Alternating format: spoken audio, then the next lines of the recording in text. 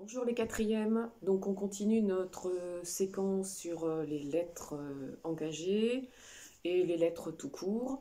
On a vu un exemple avec les lettres persanes la dernière fois. Bon, je vous avais demandé d'essayer d'écrire une petite lettre pour décrire notre situation actuelle.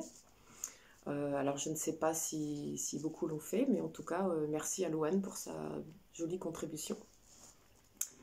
Alors, on va changer un petit peu d'époque et de thème, puisqu'il s'agit d'un extrait de Oscar et la Dame Rose d'Éric Emmanuel Schmitt.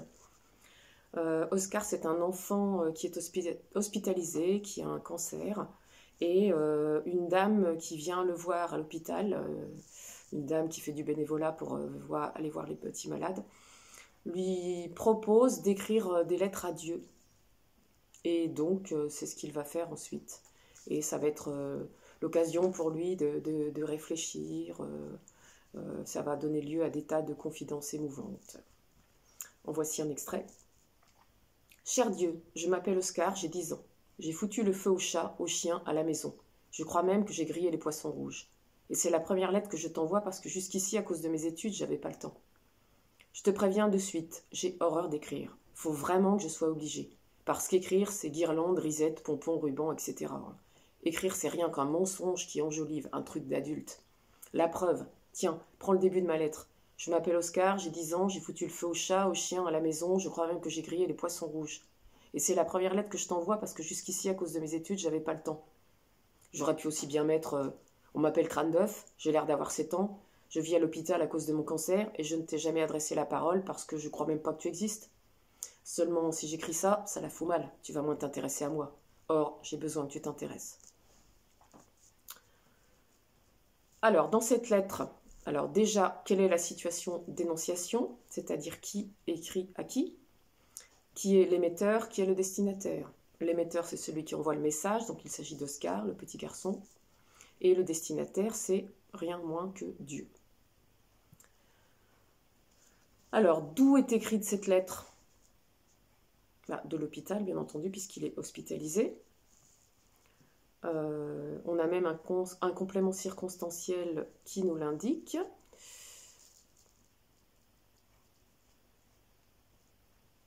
Je vis à l'hôpital. Donc à l'hôpital montre bien que ça se passe depuis l'hôpital. Alors, pour quelle raison, à votre avis, écrit-il cette lettre? Vous avez peut-être une petite idée? Il est à l'hôpital, il est gravement malade, il écrit à Dieu et il a besoin qu'il s'intéresse à lui. On voit quand même un petit peu le message. Peut-être espère-t-il une intervention divine pour que sa maladie évolue vers quelque chose de positif.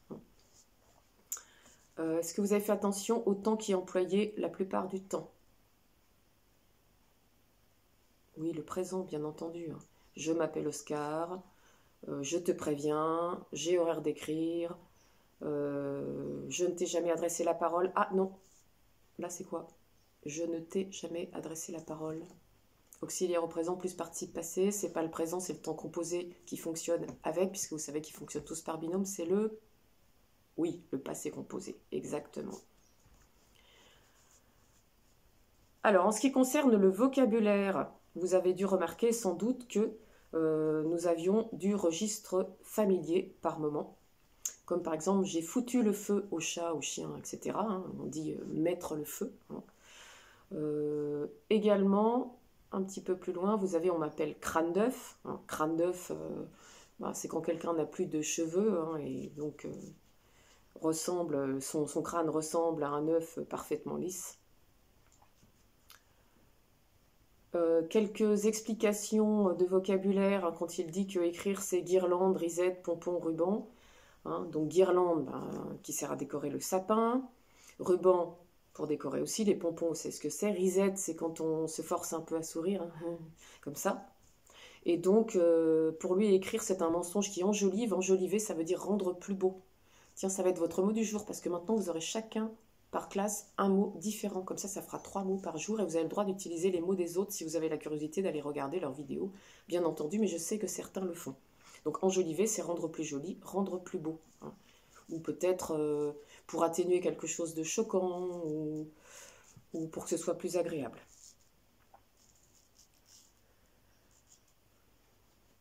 Alors, pourquoi l'émetteur vit-il à l'hôpital? L'émetteur vit à l'hôpital parce qu'il est malade, bien entendu. Et c'est dit à un moment donné, puisqu'il dit « je vis à l'hôpital à cause de mon cancer ».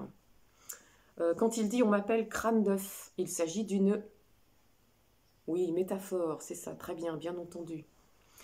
Alors, comment faire pour transformer cette métaphore en comparaison?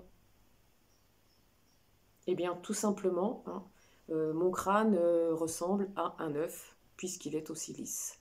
Ou mon crâne est comme un œuf, très lisse. Je vous rappelle que dans une comparaison, on a un comparant, un comparé, un outil et un point commun. Donc ici, le comparé, c'est son crâne. Le comparant, c'est l'œuf. Je vous ai donné deux exemples. Dans l'un, il y avait l'outil comme. Et le point commun, c'est l'aspect lisse, bien évidemment. Alors, un autre exemple de lettre, un peu différent, dans un livre qui s'intitule « Un printemps froid ». Mon cher petit, cela ne fait rien, je comprends bien. Vois-tu, je ne m'y attendais pas trop. C'est comme Noël dernier, vous avez si peu de vacances. Et je suis bien ici, très bien même. Sais-tu que pour mon anniversaire, les petites ont fait un grand gâteau? Sans les bougies, heureusement, car à mon âge, il y en aurait, hélas, trop. Et au dessert, le champagne, enfin, du mousseux. Mais 2 ou 3 étaient légèrement pompettes. Enfin, c'est encore un bon moment de passer. Il y a plusieurs choses qu'il faudrait que je te demande. Ce sont des questions relatives à la maison de Saint-Julien. Je ne sais plus bien s'il y avait des poiriers au fond du jardin. Oui, n'est-ce pas? Ou bien, est-ce que ton père les avait fait arracher après la guerre? Mais je ne vais pas t'ennuyer maintenant avec ça. J'ai tout noté sur un papier. Ta dernière lettre a mis 9 jours à me parvenir. Il faut dire qu'elle était d'abord allée à Lyon. On se demande pourquoi. J'ai beaucoup lu ces derniers temps, malgré mes pauvres yeux. Et pourtant, la bibliothèque laisse bien à désirer. Aussi, ton envoi a-t-il été le bienvenu? J'ai surtout aimé les nouvelles et le roman de Thomas Hardy, du fait qu'il se passe à la campagne. Je le passerai à Madame Christian. Les autres, n'en parlons pas. Alors, je ne vais pas commenter, je vais simplement vous poser quelques questions pour la prochaine fois, c'est-à-dire demain. Alors, qui est l'émetteur de la lettre? C'est-à-dire qui écrit cette lettre? D'après vous, quel est le destinataire de la lettre? Et ensuite, indiquer qui se cache derrière l'expression « les petites », où se trouve l'émetteur de la lettre d'après vous, et également quel est le temps dominant dans la lettre. Voilà, ça c'est ce que vous avez à faire pour demain. Un petit peu de vocabulaire spécifique de la lettre. Alors, il y a un certain nombre de formules de politesse qu'on utilise, qui sont différentes selon les circonstances. Je vous ai dit que c'était une forme très codifiée, la lettre. Donc, par exemple, si on écrit à quelqu'un de très très très très proche, on va pouvoir dire par exemple mon adoré ou mon amour, et on va pouvoir terminer par je t'embrasse très tendrement ou je t'embrasse très fort. Par contre, si on écrit au président, président d'une compagnie ou président de la République, on commencera par Monsieur le Président et la formule sera « Veuillez agréer, Monsieur le Président, l'expression de ma sincère considération ». Autre exemple, si on écrit à son père, on va commencer par papa, hein, et ça peut être je t'embrasse tendrement ou avec toute mon affection. Si on écrit à quelqu'un qu'on connaît moins, on va commencer par monsieur et on terminera par recevez monsieur mes salutations distinguées.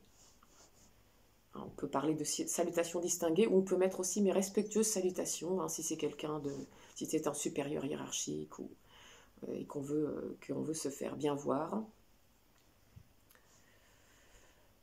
Donc toutes ces expressions-là, vous pouvez les retrouver dans de nombreux modèles, hein, et quand vous avez une lettre, vous avez un courrier à faire, n'hésitez pas à aller voir sur Internet, il y a des tas de modèles de lettres, que ce soit des lettres pour demander un préavis quand on veut quitter un appartement, des exemples de lettres de motivation pour un emploi. Pour chaque lettre précise, vous trouverez des tas d'exemples, hein. Et donc, n'hésitez pas à aller les consulter parce que la façon dont vous présenterez votre lettre donnera plus de portée ensuite et vous aurez beaucoup plus de chances, du coup, que votre demande aboutissent ou pas. Alors, je lis un petit exemple de lettre. Monsieur, j'ai lu votre annonce dans le journal au sujet des petits chiens que vous offrez. J'ai 14 ans et mes parents sont d'accord pour que j'élève un chien, car nous avons un grand jardin où il sera bien. Je m'en occuperai et il sera heureux, je vous le promets. Mon père m'accompagnera samedi après-midi quand j'irai le chercher. Dès maintenant, je vous remercie de ce don et vous envoie mes meilleures salutations. Alexandre Bordier.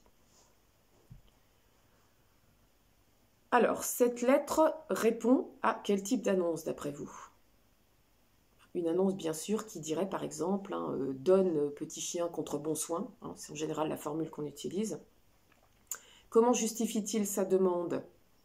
Eh bien, il argumente en disant déjà que ses parents sont d'accord, puisqu'il a 14 ans, il est donc mineur.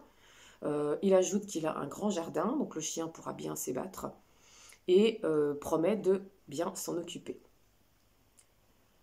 Et avec des formules de politesse tout à fait adaptées, puisqu'il commence par monsieur, il s'adresse à quelqu'un qu'il ne connaît pas, et il envoie ses meilleures salutations, ce qui est tout à fait adapté. Donc, à chaque situation, la formulation de la lettre qui convient. Ça, c'est quelque chose de vraiment important et qui vous servira dans la vie de tous les jours. Voilà. Donc, je vous rappelle les questions que je vous ai posées à propos de la lettre tirée de Un printemps froid. Donc, je compte sur vous. Je vous rappelle également le mot du jour que décidément j'ai déjà oublié. Croyez-moi, il ne faut pas vieillir. Je vous le rajoute en vidéo jointe tout de suite.